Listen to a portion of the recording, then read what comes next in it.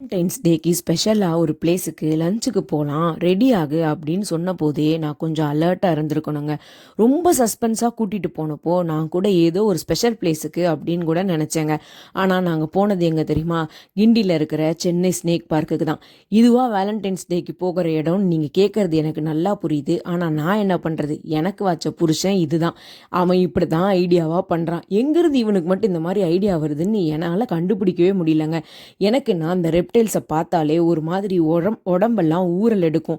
கொஞ்சம் கான்சென்ட்ரேட் பண்ணி அந்த கூண்டுக்குள்ளே எங்கே இருக்குன்னு தேடிட்டேன்னு வச்சுக்கோங்க, அவ்வளோதான். நைட்டு நான் கண்டிப்பாக தூங்க மாட்டேன். சனிக்கிழமை நைட்டு என்னோட ஸ்லீப்பிங் நைட், நான் தூங்கியே ஆகணும் அப்படின்றதுனாலேயே ஸ்னேக் செக்ஷனை வந்துட்டு நீட்டாக அவாய்ட் பண்ணிட்டேன். பட் இந்த முதல்ல ஆமை அதெல்லாம் நமக்கு பிரச்சனை இல்லை, அதனால அது மட்டும் நான் கொஞ்சம் நேரம் பார்த்துட்டு இருந்தேன்.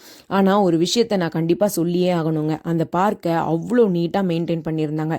யூஸ்வலாக அனிமல்ஸ் இருக்கிற இடத்துல கொஞ்சம் ஒரு மாதிரி ஸ்மெல்லியாக இருக்கும்ல, அதெல்லாம் ஒன்றும் இல்லாமல் ரொம்பவே நீட்டாக இருந்துச்சு. வெளியில் இருந்த வெயில் வந்து பார்க்குக்குள்ளே சுத்தமாக ஃபீல் ஆகலை, அவ்வளோ கூலாக இருந்துச்சு. அங்கே இருக்கிற ஜூ கேண்டீனில் தாங்க லஞ்ச் சாப்பிட்டோம். ரேட்டு ரீசனபிள் தான், டேஸ்ட்டும் கொஞ்சம் சுமாராக தான் இருந்தது. ஃபைனலாக ஒரு ட்விஸ்ட்டு சொன்னான் பாருங்க. ஆக்சுவலாக வண்டலூருக்கு போகலான்னு தான் பிளான் பண்ணியிருந்தேன், ஆனால் எனக்கு ஒர்க்கு முடிய லேட் ஆகிடுச்சு இல்லடி, அதனால தான் நான் வந்து கிண்டிக்கு சேஞ்ச் பண்ணிட்டேன் அப்படின்னா. முதல் முறையாக அவனோட ஒர்க்குக்கு நான் நன்றி சொன்ன நாள் அன்னைக்கு தாங்க.